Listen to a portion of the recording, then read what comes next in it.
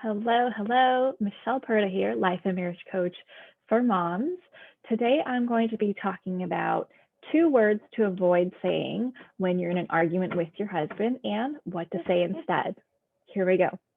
I have Miss Ellie here as a guest. She is up from her nap, and so she gets to be with us. The goal here is to have productive conversations so that you guys can become better at conflict resolution and better partners so that you can be happier in your marriage, right? Be a true team and feel like you can tackle anything together. So that's what we'll be talking about today. So if you have any guesses, put them in the comments, what you think those 2 words are, and let's get into it. So the 2 words that I highly recommend that you avoid saying in an argument are always and never. Okay, always and never. Now, why I suggest this is because when you speak that way, you're essentially generalizing.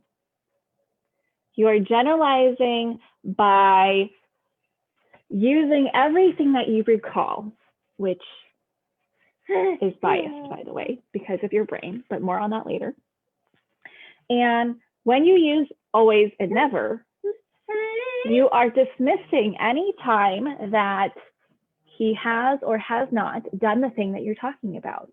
So for example, let's say you say, you always leave your clothes on the ground, or you never put your clothes away, or you always make me plan everything, or you never are helping me with the kids. Okay, this dismisses him because are you for sure certain that he's never, ever, ever, ever done that thing, or that he's always, always, always doing that thing? I'm going to venture out and say that that's not true, because the only thing that's constant is change. And even if he 99% of the time does something or doesn't do something, there's still that 1% where that's not true, right?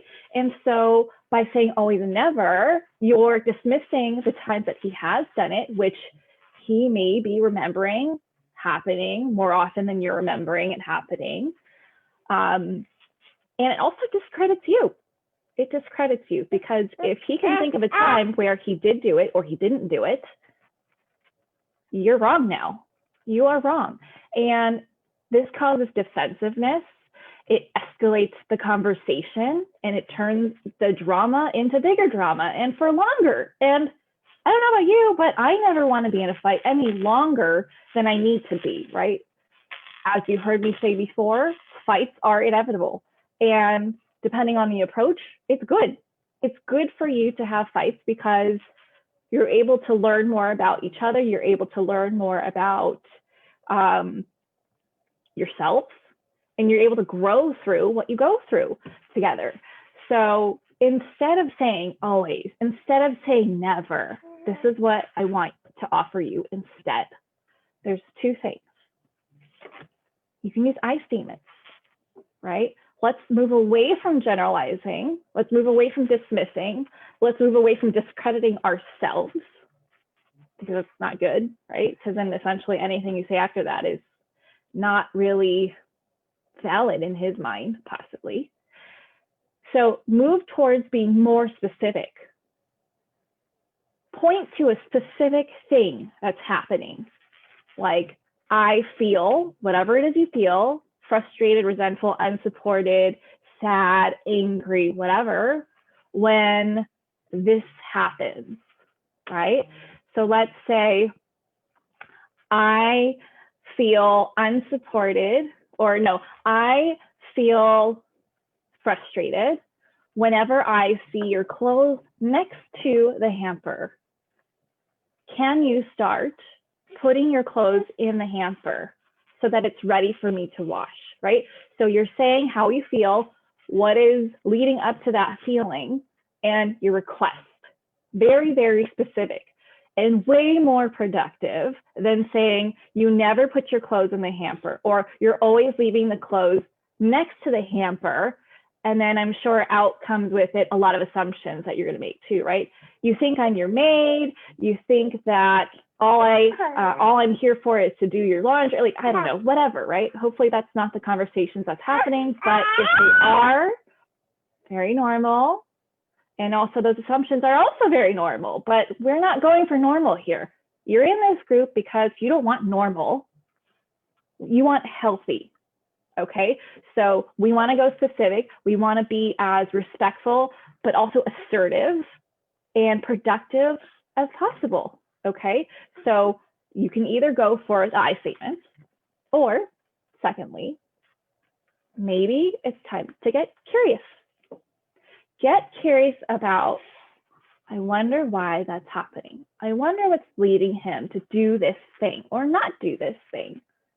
What could be a different perspective I could look at this? If I were him, what would be the reason why I am or am not doing something?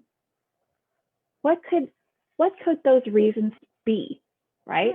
I'm hoping that you're not thinking your husband is simply doing things just to piss you off. I hope that he has better things to do than to make his life more difficult, because you being upset is not helping him out in the long run. It's making his life harder, okay? So get curious.